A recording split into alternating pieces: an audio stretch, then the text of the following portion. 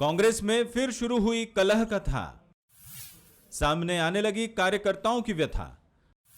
Ticket बंटवारे के बाद शुरू हुआ विरोध, कांग्रेस में कब बुझेगी क्लेश की आग।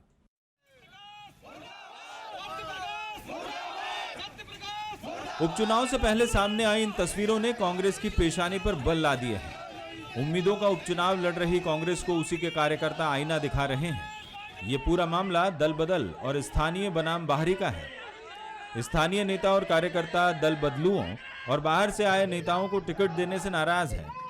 उनकी नाराजगी जायज है या नहीं, ये बहस का मुद्दा हो सकता है। मगर फिलहाल कांग्रेस की नजर सत्ता पर है, जो उपचुनाव में जीत के बाद ही मिल सकती है। मगर कांग्रेस की मुश्किल ने बीजेपी को तंज कसने और हमला बोलने का मौका जरूर दे दिया है। प्रत्याशी काय के सब रे बोई आओ, दल बदलू लोग ही तो हैं उनके पास में। कांग्रेस का कौन सा प्रत्याशी है? कहीं नहीं। डबरा में जो प्रत्याशी है वो भाजपा से आया हुआ है। बमौरी में जो प्रत्याशी है वो भाजपा से आया हुआ है। आधा दर्जन से ज़्यादा प्रत्याशी वही है, और जब पूरी घोषित होगी तो 1 दर्जन से ऊपर प्रत्याशी वही होंगे जो बाहर के दलों से होंगे। दरअसल कांग्रेस के पास वहाँ कार्यकर्ता बचे नहीं हैं। ग्वालियर चंबल अंचल में वहाँ उनके पास प्रत्याशियों का टोटा है। तो जो प्रत्याशी है अब उसको वो जो मांगते हैं उसे बना देते हैं। अब बना देते हैं तो जो बचे हैं तथाकथित उनको तकलीफ हो जाती है। बीजेपी के बाहरी लोगों के टिकट देने के आरोपों के बीच कांग्रेस उपचुनाव को युद्ध की तरह ले रही है। कांग्रेस की माने तो जंग में सब कुछ जायज होता है। कांग्रेस का कहना है कि जो लोग पूरी तरह से इंपोर्टेड उम्मीदवारों पर निर्भर हैं, उनको कांग्रेस पर उंगली उठाने का हक नहीं है।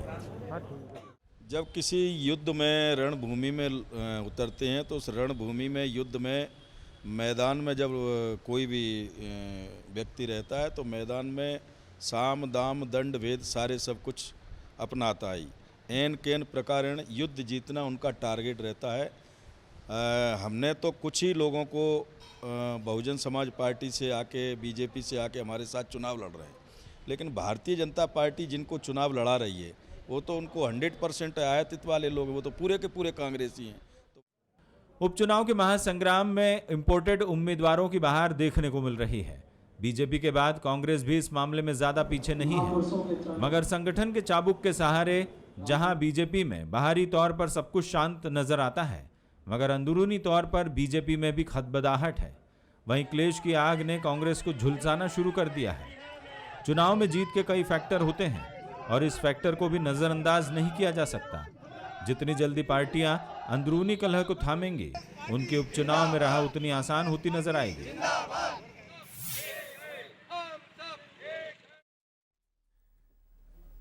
नमस्कार, मैं हूं शरद द्विवेदी और आज का हमारा मुद्दा है कांग्रेस की कलह कथा। कलह कथा किसी भी राजनीतिक दल की हो, वो बड़ी पीड़ा का सबब बनती है, पीड़ा का कारण बनती है।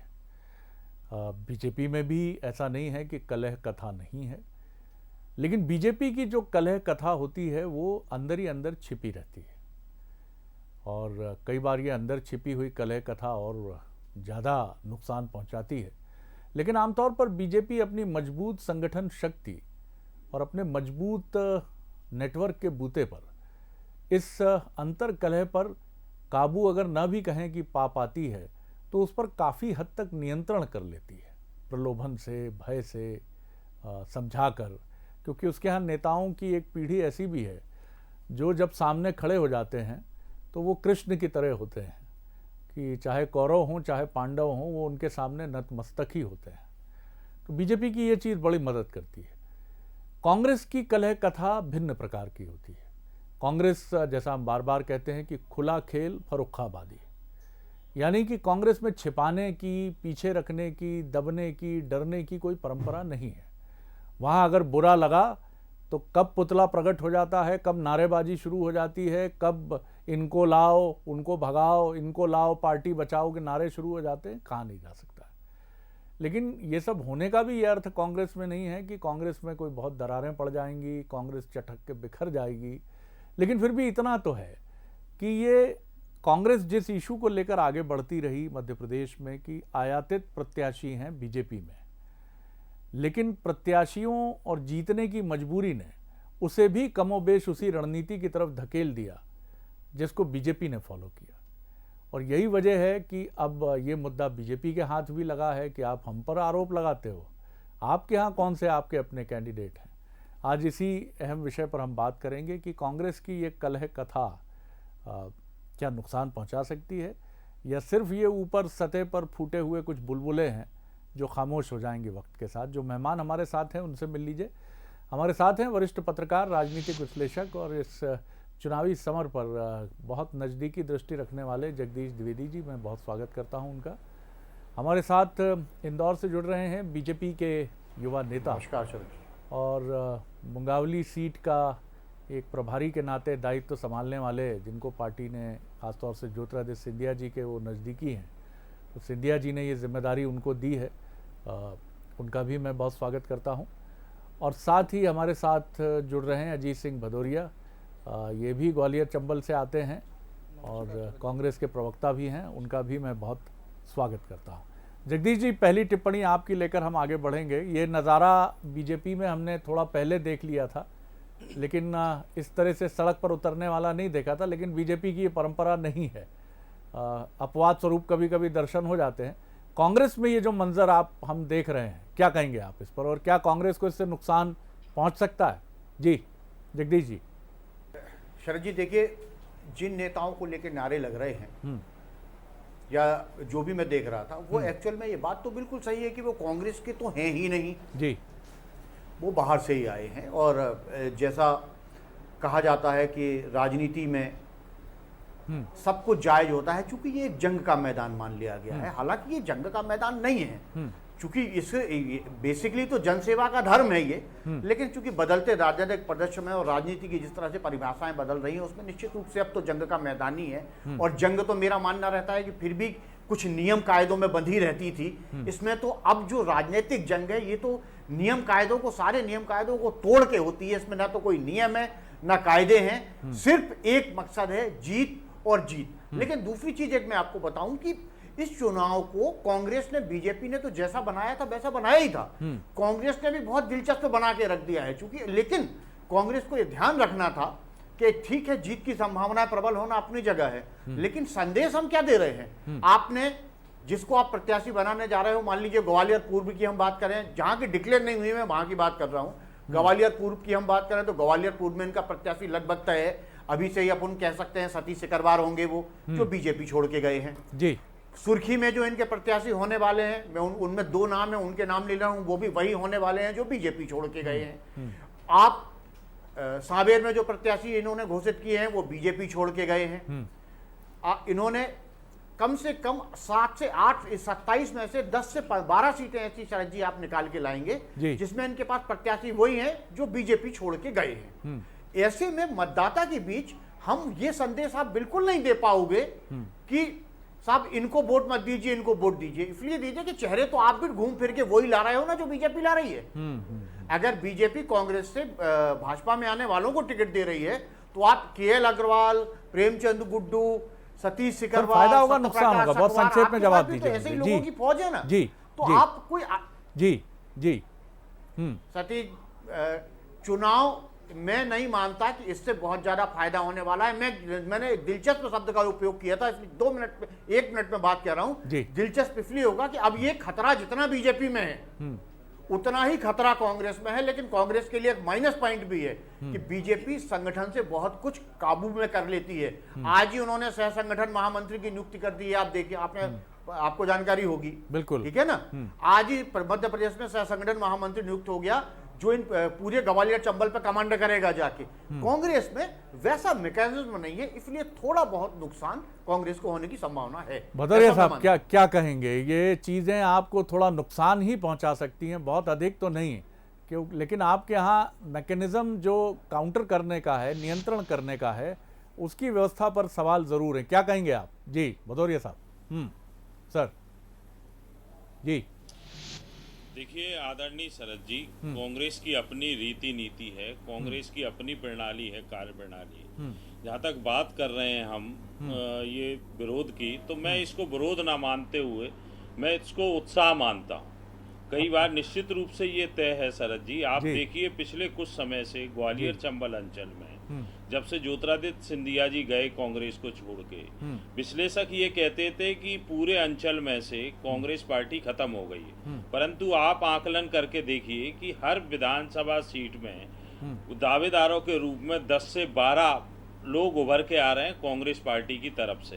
तो निश्चित रूप से चयन एक का होता है, 8-9 लोग जो भी रहते हैं वो निराश होते हैं, उनको समझाया जाता है, मनाया जाता है। आप अनुभवी व्यक्ति हैं, आप देखिए 2018 में किस तरीके से कांग्रेस ने डैमेज कंट्रोल किया था, वो डैमेज कंट्रोल का परिणाम था कि मध्य प्रदेश में कांग्रेस की सरकार बनी थी। तो ये चीज़ें हैं, चलती रहती हैं, राजनीति है। निश्चित रूप से कुछ लोगों को अति उत्साह में ज़्यादा कदम उठा लेते हैं, जब उनसे चर्चा की जाएगी, बातचीत की जाएगी, तो कांग्रेस की रीति में जो आज लोग रुके हुए हैं, बहुत बड़ी बात है शरद जी, ये इस अंचल में जो लोग कांग्रेस का झंडा थामे हुए हैं वो पक्के कांग्रेसी हैं। घर में बर्तन खटक सकते हैं पर वो चौके चूल्हे से बाहर नहीं जाएंगे, वो किचन के अंदर ही रहेंगे, चौके चूल्हे के अंदर ही रहेंगे। तो वो निश्चित रूप से आप देखना आने वाले समय में, मैं ये अंचल की बात करूं तो 16 सीटों में से 16 ही सीटें या 15 सीटों पे कांग्रेस पार्टी विजय प्राप्त करेगी। चलिए, बड़ा आपका आत्मविश्वास बड़ा प्रखर चमक रहा है। शुभकामनाएं आपको भी और बीजेपी को भी। हालांकि ये वक्त बताएगा कि आपके इस दावे में कितना दम है। लोकेन जी की तरफ मैं आता हूँ। लोकेन जी, आप ग्वालियर चंबल की राजनीति के पेचोखम को आप भी अच्छे से समझते हैं। जिस तरह से कांग्रेस में ये असंतोष और ये तथाकथित रूप से नाराज़गी के स्वर फूटे हैं, बीजेपी ज़रूर इसको देख रही होगी और उम्मीद भी लगा रही होगी कि जो चुनौतियां उसके सामने कुछ सीटों पर हैं या अनेक सीटों पर हैं, वैसी ही परिस्थितियां कांग्रेस के लिए भी बनती चली जा रही। बहरहाल मामला आपकी पार्टी का नहीं है, फिर भी ओवरऑल एक रिएक्शन आपका क्या है, क्या कहेंगे? जी लोकेन जी। जी बिल्कुल शरद जी, नमस्कार आपको जी। और बिल्कुल सही प्रश्न है। और अभी हम देख रहे हैं कि बाहरी प्रत्याशियों के विलय के चक्कर में कांग्रेस में कलह मच चुकी है। और ये कलह जब घर में हो जाती है, पार्टी में हो जाती है, परिवार में हो जाती है, तो ये कलह स्वतः ही विनाश का कारण बनती है। ये हम लोग देखते आए हैं पुरातन काल से।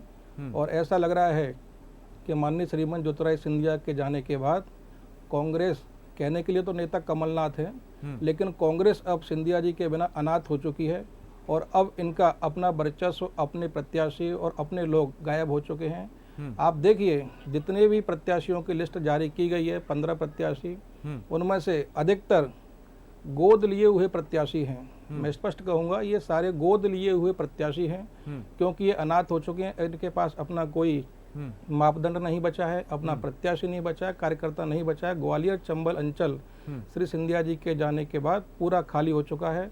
और ये आरोप लगाते थे दूसरों पर, ये खुद ही अब आरोपी बन चुके हैं और खुद ही कलह के चक्कर में ये फंस चुके हैं। और ये कलह कथा इनके लिए बड़ी व्यथा बन के आएगी और इससे मुसीबत से छुटकारा पाना इनके लिए शायद ये संभव होगा इस चुनाव तक, कम से कम। जी, तो कलह कथा इनकी व्यथा कथा बनेगी, ऐसा दावा है लोकेन सिंह जी का। जगदीश जी, चुनाव जैसे जैसे अब नज़दीक आ रहा है, सरगर्मियां बढ़ रही हैं, ख़ासतौर से ग्वालियर चंबल तो पूरा एक केंद्र बिंदु इस चुनाव का बना ही हुआ है। ये जो परिस्थितियां हैं, दोनों ही दलों ने, बीजेपी के पास चॉइस नहीं थी, उसका तय था कि जो लोग आए हैं वही कमान संभालेंगे चुनाव की, वही चुनाव मैदान में डटे रहेंगे। कांग्रेस के लिए काफ़ी सोच विचार और मंथन का विषय रहा। ज्योतिरादित्य सिंधिया के जाने के बाद कैंडिडेट्स का चयन ग्वालियर चंबल में कांग्रेस के लिए बड़ी चुनौती था। तो क्या आप मानते हैं कि कांग्रेस ने जो कुछ भी चयन किया है, उस चयन में उसकी ये व्यवस्था भी थी कि उसको अगर बेहतर कैंडिडेट देने हैं तो उसको अपनी पार्टी की लाइन की लक्ष्मण रेखा का उल्लंघन करके दूसरे दल, खासतौर से बीजेपी, बीएसपी की तरफ रुख करना बहुत ज़रूरी था, नहीं तो उसके पास कोई दूसरा विकल्प ही नहीं था इसके अलावा? जी, 100% सहमत हूं आपकी बात से। बात यही है, देखिए, राजनीति में नेता होना अलग बात है और चुनाव जिताऊ नेता होना अलग बात है। आपने बहुत सारे ऐसे लोग देखे होंगे राजनीति में, लंबे समय से हम और आप दोनों लोग साथ काम कर रहे हैं, कि व्यक्ति संगठन के लेवल पर बहुत अच्छा नेता होता है, लेकिन मनमोहन सिंह प्रधानमंत्री जरूर देश के बन गए, लेकिन कभी मनमोहन सिंह चुनाव जिताऊ नेता नहीं रहे शरद जी। बहुत सीनियर है कांग्रेस में, बहुत सम्मान है उनका, 10 साल के प्रधानमंत्री हैं, लेकिन मनमोहन सिंह माफ लीडर कभी नहीं रहे। चुनाव में ऐसे व्यक्ति की जरूरत पड़ती है जो माफ लीडर हो, जो जनता के वोट को खींच के लाए। तो जब कांग्रेस को ये लगा कि जो लोग बेहतर हैं, निश्चित रूप से मैं अभी भी आपकी बात से सहमत हूं कि कांग्रेस ने जो भी 15 प्रत्याशी चयन किए हैं वो उसने अपने हिसाब से सबसे बेहतर किए हैं, क्योंकि कांग्रेस माने या ना माने, सिंधिया जगह जाने के बाद एक बरगद गिरा है ग्वालियर चंबल में, बरगद का पेड़ गिरा है, और जब बरगद गिरता है तो आसपास के दरख्त समेत गिर जाते हैं। तो इस स्थिति के बाद भी अगर 16 सीटों पे प्रत्याशी चयन उनके लिए निश्चित रूप से बेहद कठिन है, क्योंकि बहुत सारे नेता तो माधवराव जी की सिंधिया की छाया से बड़े हुए और ज्योतिरादित्य जी की छाया तक आते आते समापन की ओर चले गए। तो कांग्रेस में, अच्छा, और इसमें गलती कांग्रेस की थी। कांग्रेस ने पार्टी की बजाय, जब पार्टी की बजाय नेता को महत्व दिया जाता है जिस भी पार्टी में, उस पार्टी में संगठन, कांग्रेस ने ग्वालियर चंबल में संगठन पीछे रहा, नेता आगे रहे। बीजेपी कम से कम ये नहीं करती। बीजेपी में हमेशा आप देखिए, उमा भारती का दौर भी हमने देखा, बाकी नेताओं का दौर भी हमने देखा, संगठन ही आगे होता है, नेता पीछे चलता है। तो जब नेता, एक जिस नेता को हमने आगे किया था वो नेता एक दूसरे दल में चला गया, तो कांग्रेस ने राजनीतिक चातुर्य उसका वही था जो उसने किया कि बेहतर प्रत्याशियों को टिकट दे। और शरद जी, एक बात और इस चैनल पे मैं आज कह रहा हूं कि केवल 2 मुद्दों पे चुनाव के नतीजे तय होंगे, ग्वालियर चंबल की 16 सीटें और पूरे 27 सीटों में से 11 सीटें वो 9 अनुसूचित जाति और 2 अनुसूचित जनजाति, इन 11 सीटों पे फोकस रहना है। और 16 मतलब उसमें वो भी शामिल हैं। ये फैसला करेंगी मध्य प्रदेश में किसकी सरकार है, इस पर पूरा दारोमदार रहेगा, क्योंकि बाकी जगह जो इलेक्शन होने हैं उसमें आप देखिए कि बहुत ज्यादा, ना तो कांग्रेस को बहुत ज्यादा लाभ होना है, ना बीजेपी को लाभ होना है, भारी कांटे की चुनाव होना है शरद जी। कांग्रेस को अगर उम्मीद है तो ग्वालियर चंबल की 16 सीटों पे ही है, क्योंकि वहां उसका भी अपना वोट बैंक है। जी जी, लोकेन जी, एक छोटी सी टिप्पणी आपकी लेकर मैं भदौरिया साहब की तरफ बढ़ूंगा। परिस्थितियां आपके यहाँ भी कमोबेश इसी तरह की हैं, बल्कि पहले तो आरंभ से ये माना गया कि आपके यहाँ अधिक हैं इस मामले में, कि एक अंडर करंट नाराज़गी का आपके यहाँ नीचे नीचे धरती के नीचे बह रहा है, क्योंकि बीजेपी में अंडर करंट ऊपर नहीं होता कांग्रेस की तरह, वो धरती के नीचे होता है। लेकिन आपका प्लस पॉइंट ये होता है कि बीजेपी में मना लिया जाता है, कई बार धमका भी दिया जाता है, और कई बार डीएनए, जो बीजेपी के डीएनए का, मूल डीएनए का नेता है, वो इतना अपनी पार्टी से प्यार करता है कि वो कहता है चलो छोड़ो साहब, गम पी लेंगे, कुछ ना कहेंगे, लब सी लेंगे, आगे बढ़ेंगे। लेकिन फिर भी चुनौती आपकी पार्टी के सामने भी गहरी है, इसको आप रूल आउट नहीं कर सकते। इस पर आपकी एक छोटी टिप्पणी चाहूंगा। जी लोकेन जी। जी शरद जी, चुनौती हमारी पार्टी में नहीं है, चुनौती हम लोग हैं, भारतीय जनता पार्टी है कांग्रेस के सामने, और एक बड़ी चुनौती है जी, और जिससे पार पाना इनके लिए असंभव है। बिल्कुल आपने कहा कि पहले ऐसी बातें थी, लेकिन वो एक टर्न था और एक समर्थन था, और उस समर्थन और साहस के साथ सभी लोग एकजुट होकर के आज चुनाव मैदान में हैं। आपने कहा भारतीय जनता पार्टी निसंदेह विश्व की सबसे बड़ी लोकतांत्रिक पार्टी है, यहाँ का संगठन है, अपना एक कैडर बेस्ड पार्टी है, यहाँ पर संगठन की बात प्रमुखता से रखी जाती है, लोग उसको सम्मान देते हैं और उसके अनुसार कार्यों को पूरा अपना अंजाम देते हैं।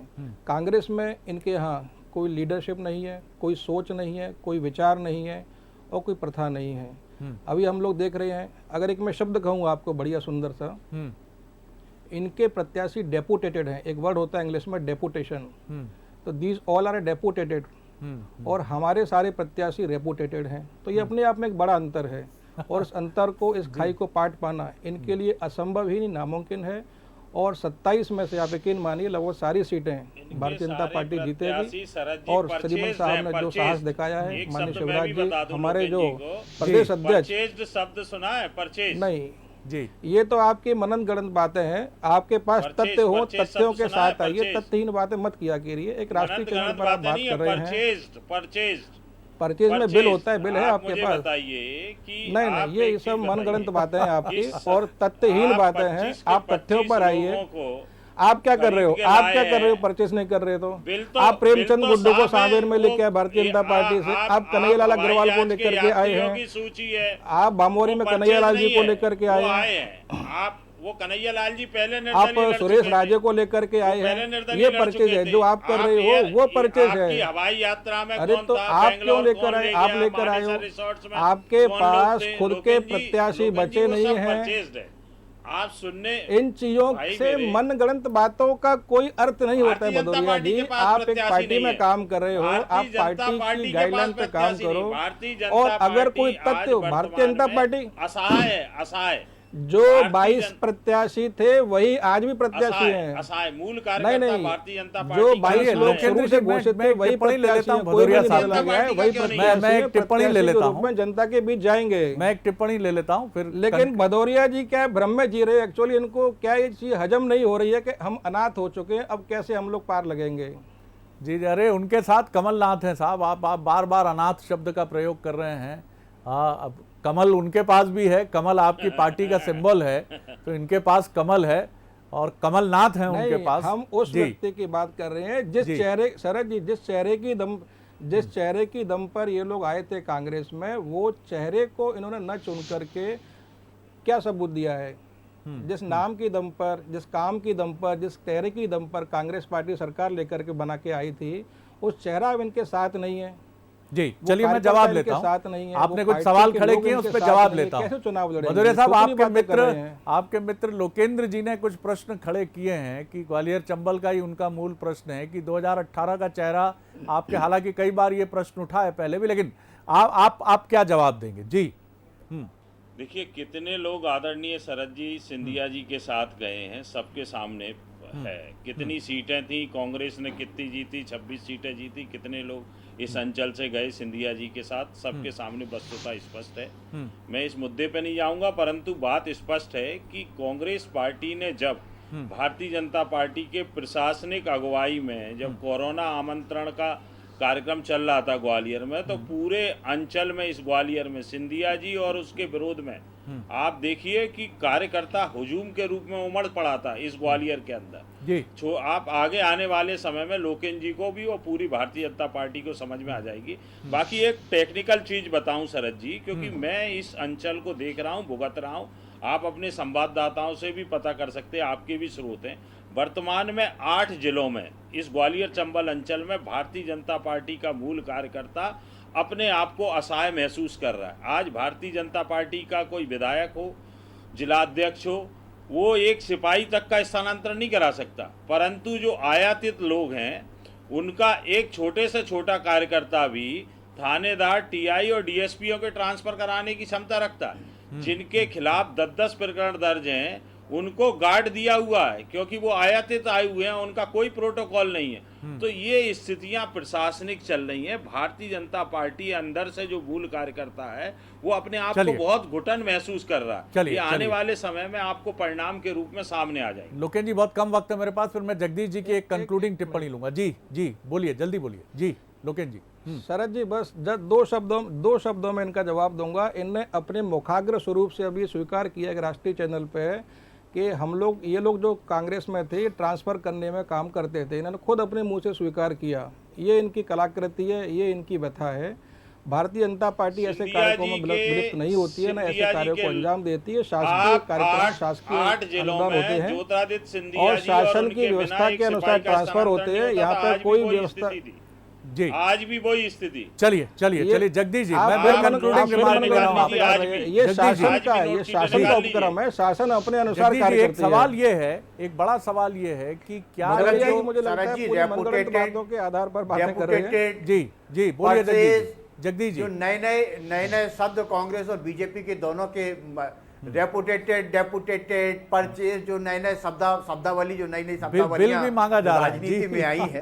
मैं इस पे केवल इतना कहना चाहूंगा कि एक तो कांग्रेस की इस बात पे जी है ना, जो भी है, ये सारी चीजों का अंत 1-1.5 महीने के अंदर हो जाएगा। और दूसरी चीज ये है कि दूध के धुले वो भी नहीं है, तो दूध को धुले आप भी नहीं हो, माफ कीजिएगा। दोनों की तरफ से सिर्फ और सिर्फ राजनीति ही की जा रही है। और राजनीति का शरद जी राजनीति का ये दुर्भाग्य रहा है कि वो हमेशा जनसेवा की नाव पे बैठ के चलती है, जबकि जनसेवा का भाव अब आज के दौर में धीरे धीरे तिरोहित होता चला जा रहा है। सत्ता सब कुछ बनती चली जा रही है। और तीसरी चीज ये कि जो इन्होंने कहा कि सिंधिया जी, भाई कांग्रेस के जमाने में भी 8 जिलों में सिंधिया जी का वही रुतबा था और आज भी वही रुतबा है।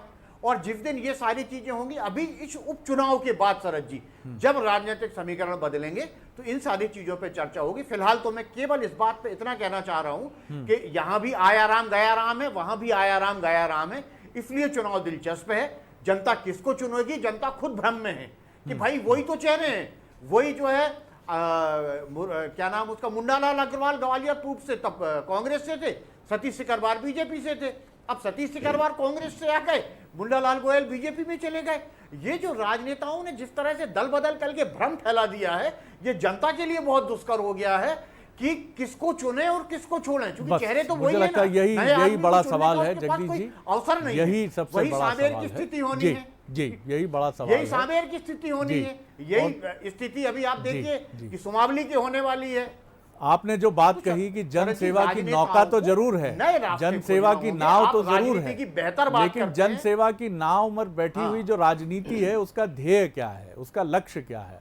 मेरे सामने जो 2 युवा बैठे हैं राजनीतिक दलों के, एक कांग्रेस से एक बीजेपी के, उसका लक्ष्य हो सकता है लक्ष्य सिर्फ और सिर्फ सत्ता की चाशनी में लिपटे रहना है। सीधे साधे शब्दों में कहूं, इन दोनों युवाओं को राजनीति में मौका किस रूप में मिलता है, किस रूप में इनको बुलाया जाता है राजनीति में, और क्या इनको बुलाया भी जाता है और क्या इनको आमंत्रित भी किया जाता है, क्या इनसे पूछा भी जाता है, क्योंकि राजनीति तो उन्हीं लोगों की है जो बरसों बरस वहाँ पूरी ताकत से चल रहे हैं, चाहे पार्टी बीजेपी हो चाहे पार्टी कांग्रेस हो। ये बदलना पड़ेगा इस सिस्टम को साहब, और बदलना जनता की तरफ से ये दबाव आना चाहिए कि हो गया भैया, बहुत हो गया, अब 5 साल विधायक जी को देख लिया, अब नया चेहरा देख लेंगे। क्या आप ऐसा सोचते हैं? अगर सोचते होंगे तो लोकतंत्र में कुछ बदलेगा नहीं। चलन दो भैया, जो चल रहा है क्या करने अपन लोगों को, बड़ी बड़ी बातें टाई वाई लगा दी। बहुत बहुत धन्यवाद जगदीश जी, धन्यवाद भदौरिया साहब और धन्यवाद लोकेन जी, नमस्कार।